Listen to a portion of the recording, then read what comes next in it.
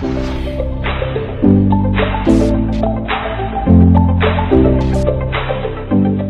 guys, welcome to another day with ZIMALETA. Just pulled in over here to Flying J. I wanted to check out the problem that I still have with the vehicle kind of like going to limp mode when I'm driving.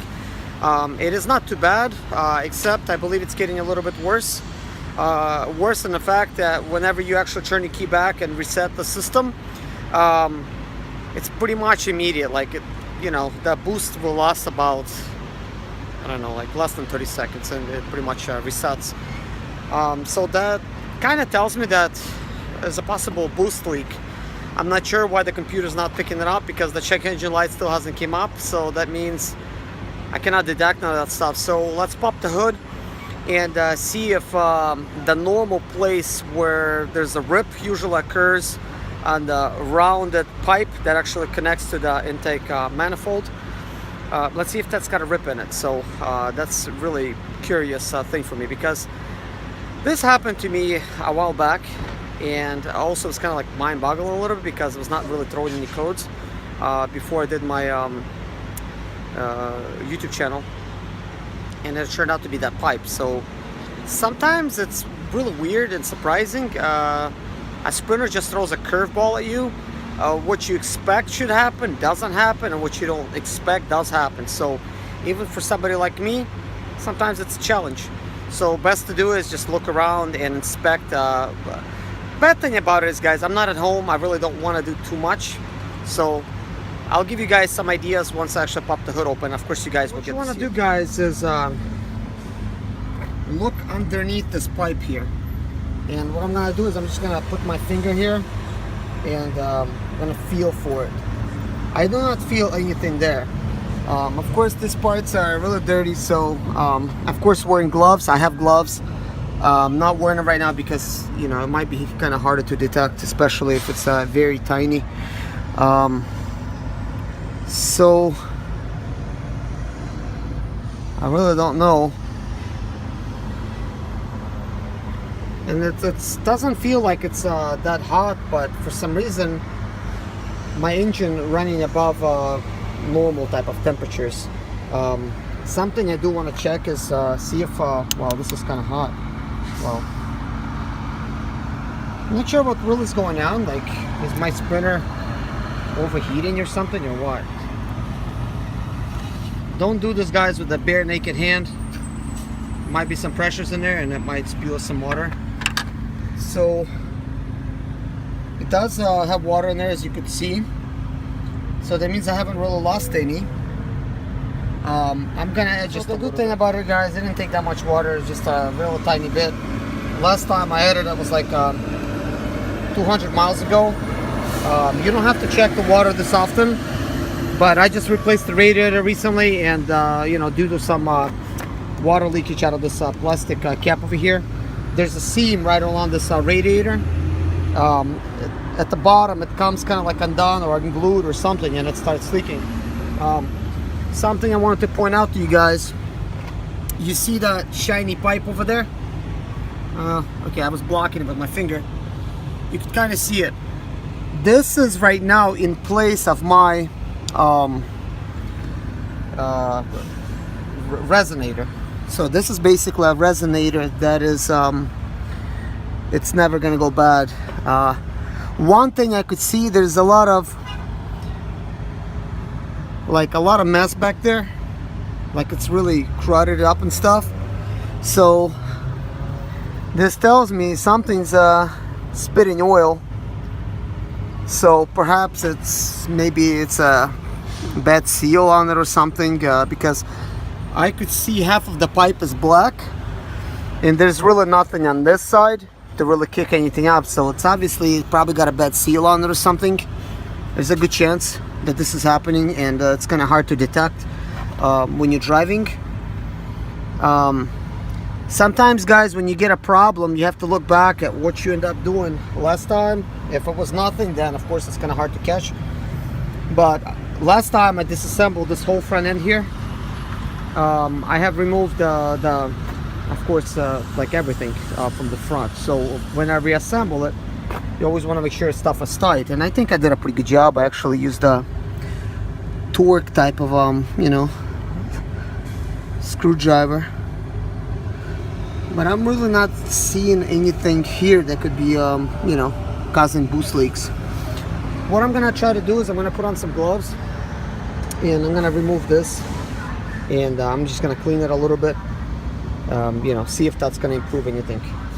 Guys, I did the best I could with my tripod to try to adjust it here for the height. I'm gonna go ahead and put on some gloves and remove it, see if I see any kind of debris, something maybe stopping it from breathing properly, because it really feels like it's the turbo that's giving out.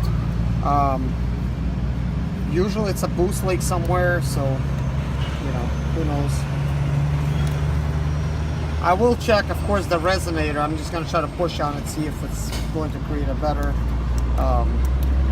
better closure, but it shouldn't really come apart because it's bolted on to the alternator. So I'm first going to remove this electrical connector. So, and then just one screw here.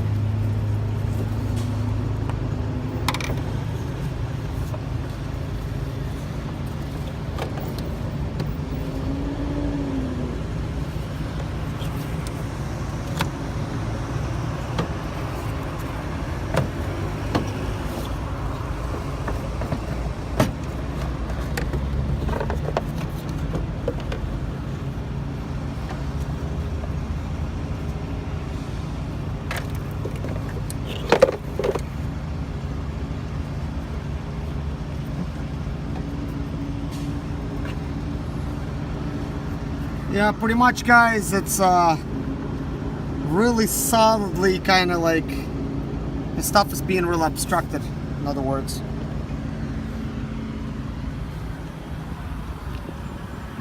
So I'm just gonna try to take it to this grass over here, see if I could use it kind of like a brush to try to clean it off.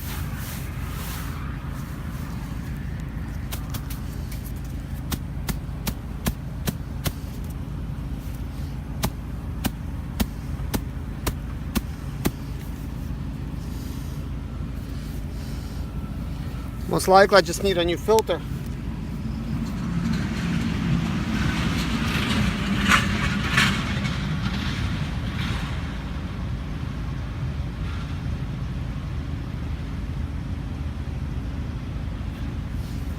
I should really get a K&N filter cleaning kit. I don't have one. So this is the best I could do now. Just get it kind of loose. Drive it where it's supposed to drive it, and that's it.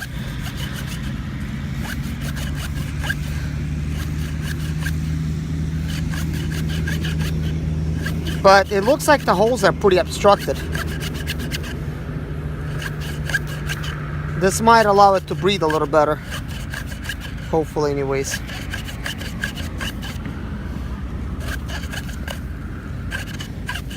If this is the only problem, I'm just gonna say, look, that's my fault, man. I haven't been really looking at this thing. I should have, but it's just I haven't been really concerning myself with this. This is just gonna prove to me how important it is to really clean this type of stuff, because, you know, I stick a K&N in there and I'm thinking I don't have to look in there again. Even though that's wrong. I pulled it out before. Try to clean it just the standard way, but I really should get a K&N cleaning kit.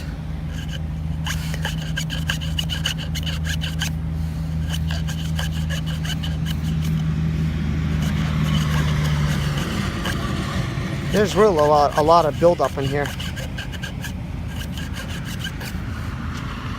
This might help it some. This is not going to really make it incredible.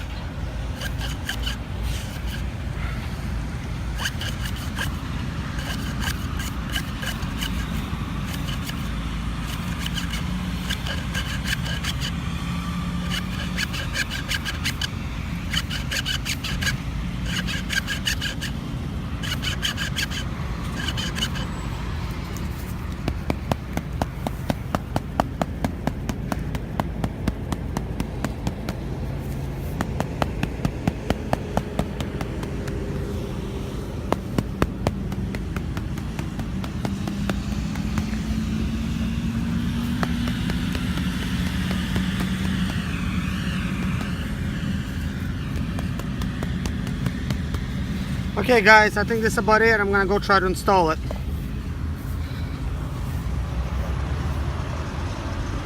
See if that really helps.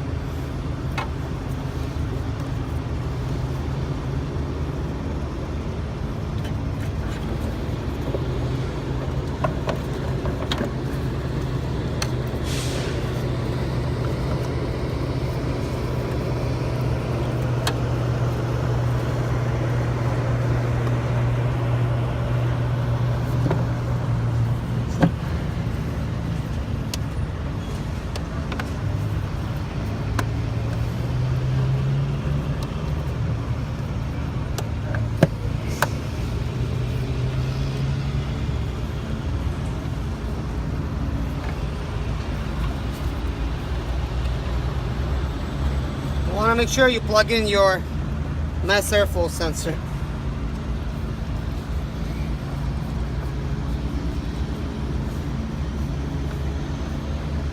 Okay, that's tight. The last thing I'm gonna do is I'm gonna check this. One thing for sure, I don't feel any looseness. So I'm gonna put these gloves away and my screwdriver and get back to you guys.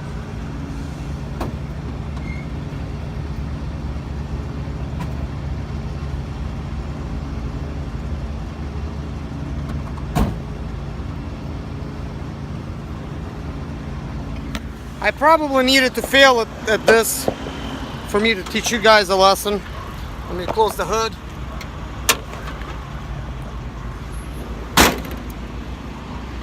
And go ahead and close my doors.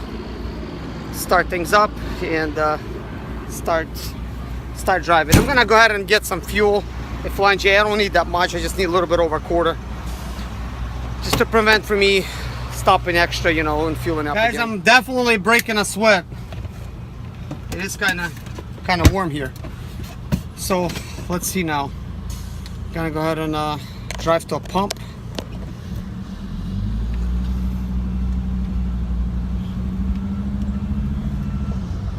Let's see here. There's no diesel here. If there's no diesel in front, I'm just gonna say forget about it. I'm just gonna start driving. I really don't feel like going to a truck side, even though the pump will fit actually for me. Yeah, there's some diesel here on this side. It's not bad. It's 269 here. So let me get some fuel. Of course, I do got my pilot card.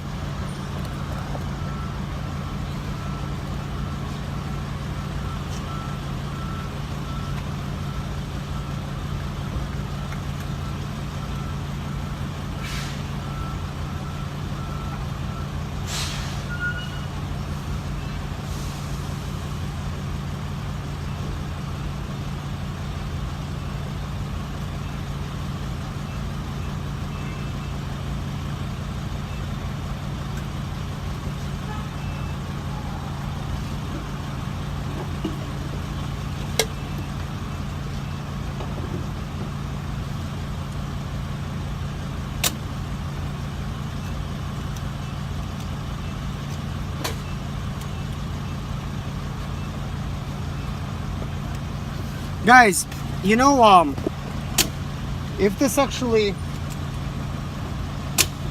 my goodness. Well guys, okay. I got some fuel. Time for me to start leaving. You know what's going to be funny, or at least kind of interesting? If it so happens that just because the air filter is dirty and it's going to limp mode, that's gonna tell you a lot. That means turbo actuator is working both ways. It's going to turn it off for not pulling. Oh, it's doing the same thing. So yeah, that's out of question. And I could tell it's really struggling. I mean, it feels like it's driving a little bit better, but I could feel that it's in limp mode. I have good acceleration in this thing. Biggest thing I think I have here, guys, is this is a EGR. This is a dirty GR. Lately I've been really idling a lot, especially when I go to deliver or pick up, because I really don't like to turn my van off. I have this rule. I really don't like to turn my van off until I deliver. That's just my rule. And I think this is going to be a good advice for you guys. When you come to a company, don't shut your van off. Make sure you take your valuables and stuff with you. You know, don't leave them. But don't turn it off, because your alternator at that moment could be dead. Your battery could be dead. You start, it might not start up again. And you just want to go ahead and get the load, start driving. If this happens, just turn it off like at the truck stop or whatever. And then, you know, if it's good, it's good. If something broke, then at least you don't have to worry about it. Believe me, because this happens, guys, to many people.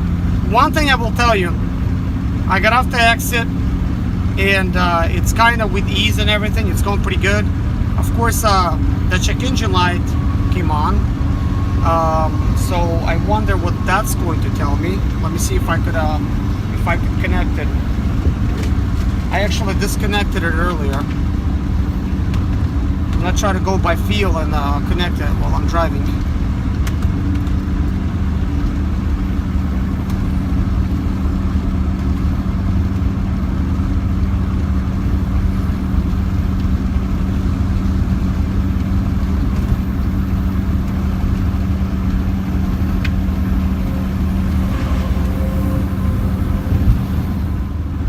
Okay guys, it is plugged in. So let's check it out. We're gonna do the diagnostics real quick, see what kind of codes we get this time, because guys, I didn't get any more codes until I turned my van off. So it just says found one code, that's it.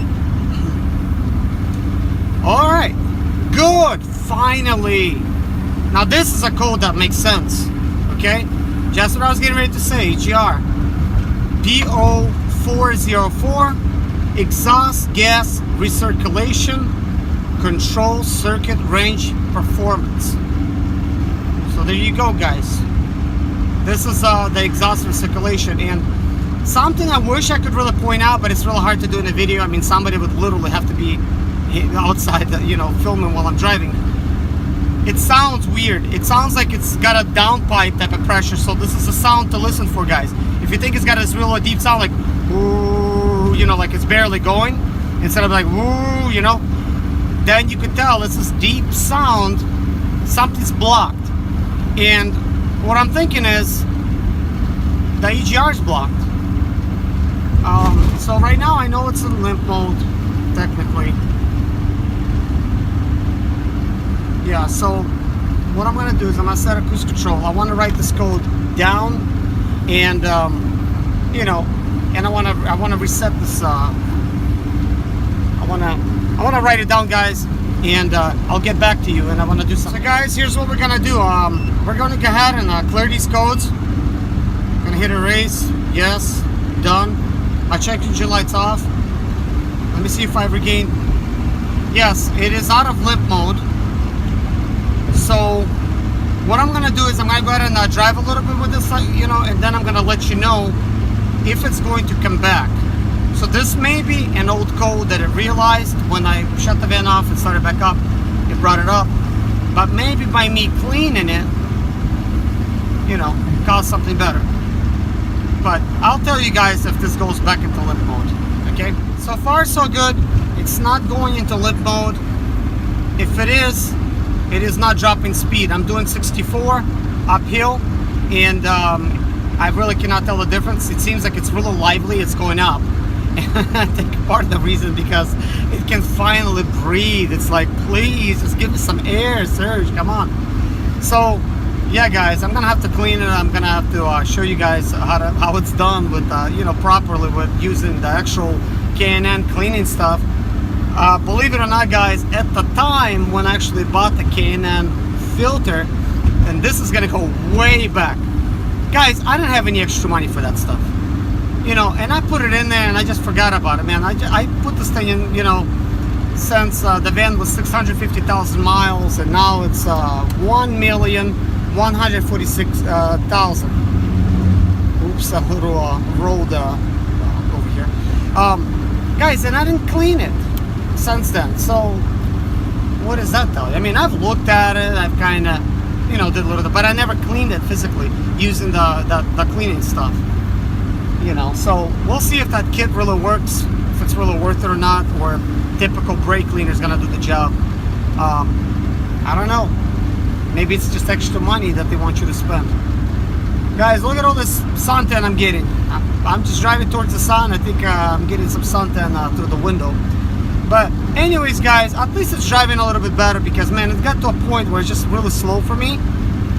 Just really slow. It just constantly goes into limp mode. Anytime I go uphill, it's really brutal. So most likely it's gonna be, the problem's gonna be back because it's exhaust recirculation type of problem. So I just have to clean the EGR really good or just replace it with another one.